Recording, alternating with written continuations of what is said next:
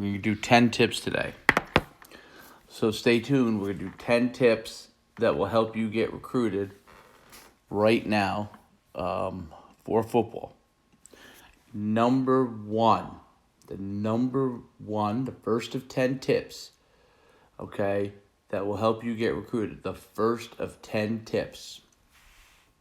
The first thing you need to do is to create a highlight tape that has all your best plays up front, not mixed in along the way, but every great play in the beginning. Reason why you want to do that, and I've watched highlight tape after highlight tape, the biggest mistake players make when they make their highlight tape is they mix their great clips across the depth of the highlight tape instead of putting all of the best clips, starting with the very best to the not. And I'm talking dynamic plays, big plays, explosive plays. That's what college coaches are looking for. You need to have explosive plays.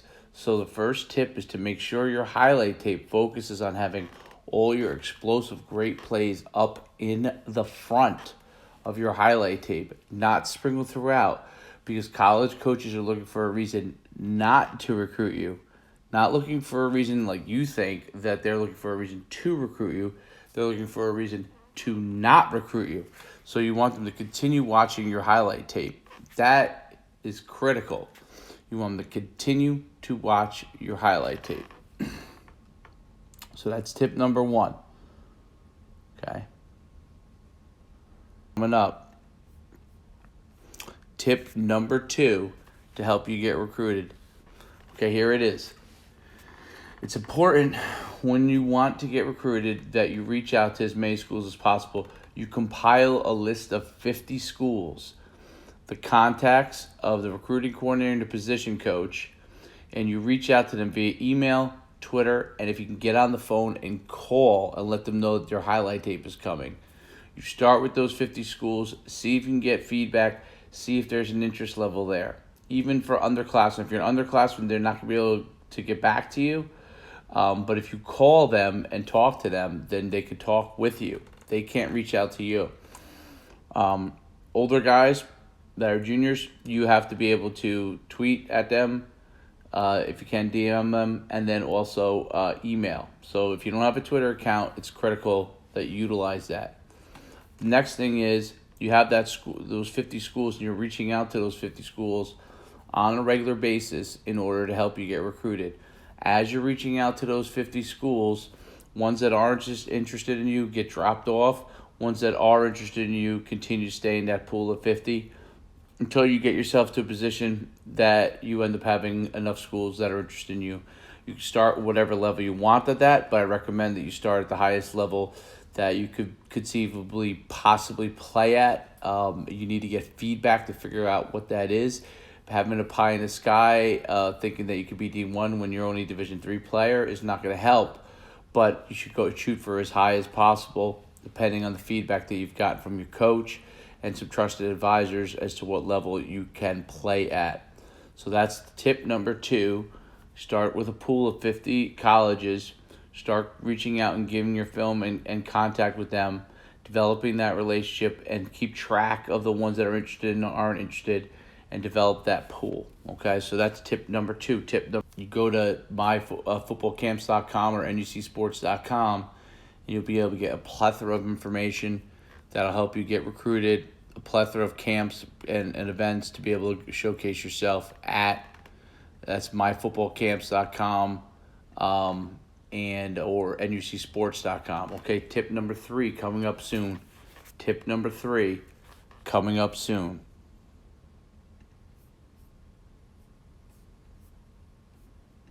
Tip number three coming up soon.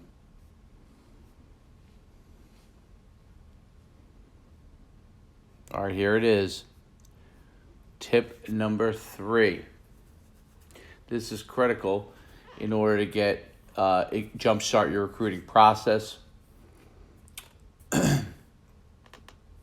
You're going to have to, okay, and this is critical.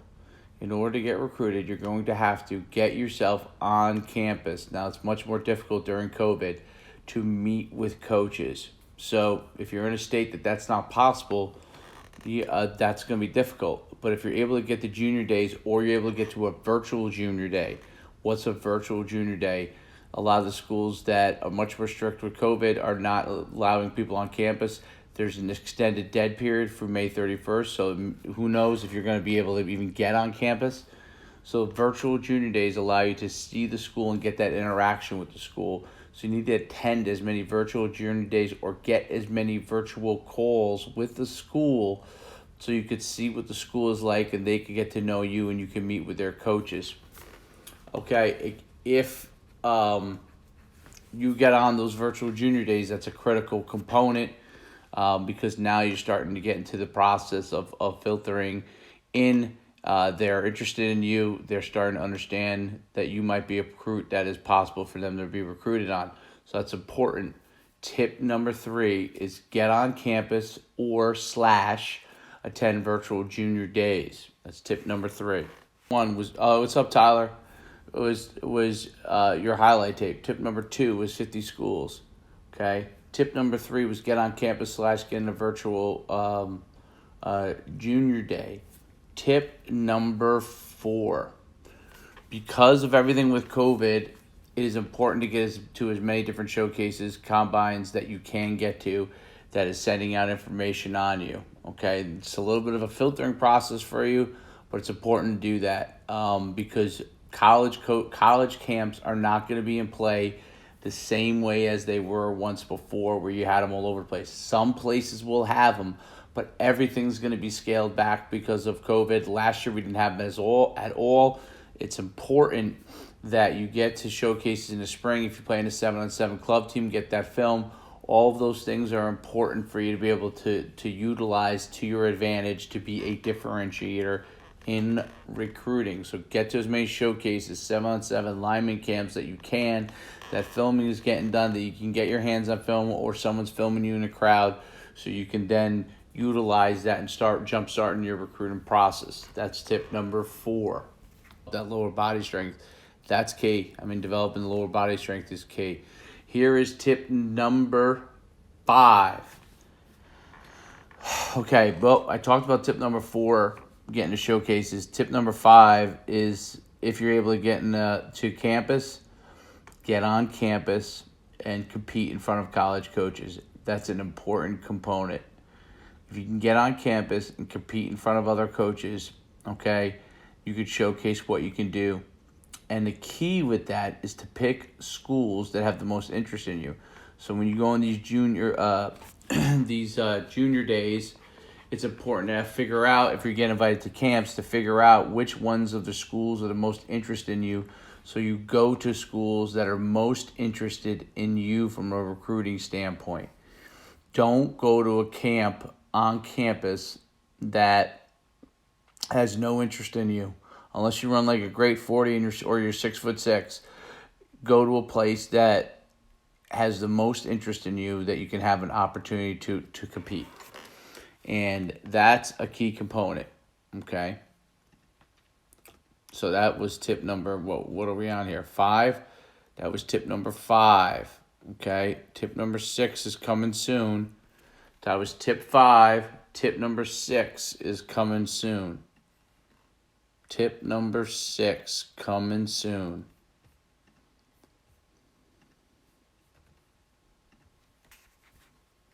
Tip number 6 coming soon. So we've done 1 through 5. Tip number 6 coming soon for recruiting. Hang tight.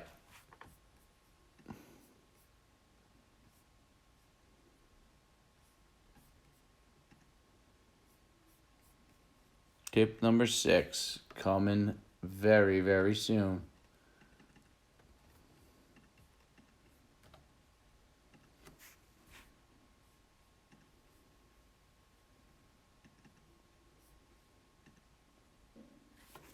What if you're very undersized and 5'8"? Obviously, everyone knows height matters. Well, it's going to limit the places that you can go. So Doesn't mean he can't play in college, but it definitely limits. Height isn't a factor. Keep up the great work, Coach. Loving the content. Oh, you're welcome. You're welcome, Marco. Great point about camp. You're a freshman and haven't been identified by any schools yet. Great question. If you're a freshman and you're just the beginning of the process, the truth is go wherever you want. So you just need to go to as many camps as you can. I think go to whatever you want, and there's no limitation if you're a young guy and you're just starting a recruiting process. This is really for guys that are a little bit later on and have to start to hone in on a school. Is it worth to paid school camps? I think you're talking about college camps, but yeah. I mean, that's what I talked about in that was tip number 6. Yeah. So we're on to tip number 7 here, but tip number 6, which was going to college camps. So it's important that you get on college campus and figure out the ones that are the best fit. Okay, tip number 7 coming up soon. We did 6, we got 7. Tip number 7 coming up soon. Tip number 7. 6 to 2:30, you're in good shape. Tip number 7 coming up soon. Tip number 7.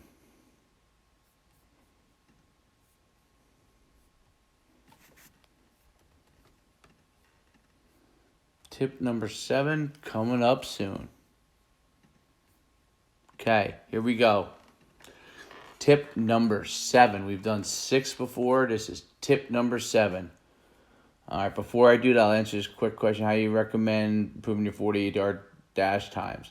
Well, you've got to train the 40-yard dash like you do anything else. So you got to improve your start, you got to improve your drive phase, and you got to be able to build the speed and finish. So there's plenty of videos out there to teach you how to run the 40-yard dash. That's actually one of the easiest. We have one on myfootballcamps.com. But you can literally get stuff off the of YouTube as well for free. So that'll be pretty helpful. Okay, tip number 6. It is really, really critical in the recruiting process to try and get on campus when coaches are not hosting a bunch of different athletes. So getting your own face time. Now it's a little more difficult during COVID, but if you can go on a day that isn't a junior day, when a lot of people aren't there, and be able to get a tour or get some FaceTime with a college coach, that's a key thing. That's tip number 6. That's a key aspect to be able to get some one-on-one time and schedule a separate time when you can get on there and get a little more FaceTime with coaches. 7, to help you get recruited for college. 7 is solicit your head coach to help you with that process. So too many of us either do it all on our own or expect our head coach to do it without asking our head coach or sitting down with him as to where he thinks you fit in at the college level. This is critical because in tip number 7, if you don't have the head coach an agreement as to where you belong when college coaches end up speaking with him, it could limit where you go. So it's important to solicit your head coach with your parents to figure out a plan from a recruiting standpoint. And if your head coach will be able to help you with that plan. Okay, that is really, really, really a key thing. To figure it out with your head coach, solicit him as to what a plan is, and then to be able to help and see if he can help interact because he will know people. That's tip number 7. Solicit your head coach to help. 8 tip when it comes to recruiting is it is critically important to write a well thought out email, which includes something that will be proofed by your coach or teacher or parent that reaches out to every one of those schools. So we talked at number 1 about having a list of 50 schools. This letter, this letter you send out to every one of the schools via email, and even better if you could send it out to them via snail mail, okay, because no one gets snail mail anymore. But at minimum, send it out via email. Should be thought out and explain who you are, what your background is, and if you can make a video about yourself, even better. Okay? So an email that is either a video email or a well thought out email that introduces yourself. And if you have a video, that's even better. Well thought out email articulating every bit of contact information about your highlight tape and everything that is well thought out and sent to every coach that you're reaching out to. That's number 8. Tip number 9 coming up soon. We've done 8. Tip number 9. All right, so we've done 8. We're on tip number 9. Before I do that, when is it too late to switch positions? It's never too late to switch positions. Okay, don't worry about that with respect to college. They'll put you wherever they want you to go.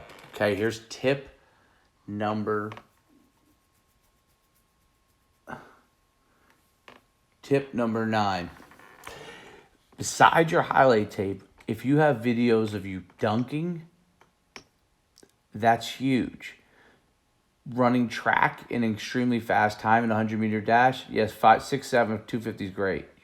If you're a good player, you should be in good shape. Dunking, doing anything athletic. If you run track, you have excellent times. You throw the shot put. You're a basketball player and you are exceptional. Any outside film now is an asset. 7-on-7 tournament, okay? Camps. Any outside film is a huge asset, gives them extra information about you. So in the past, where coaches used to say they didn't care about that, they care. They will utilize that as a filtering system. It must be exceptional. Don't send them something average. Send them something exceptional, okay? I can't tell you how many things I put videos on a guy dunking, doing a fancy dunk shows the athleticism that they want in football. So that is tip number 9. Show video outside of football to college coaches. Okay, tip number 10. Tip number 10. Here's tip number 10. Okay, here we go. This is the final tip. Follow-up.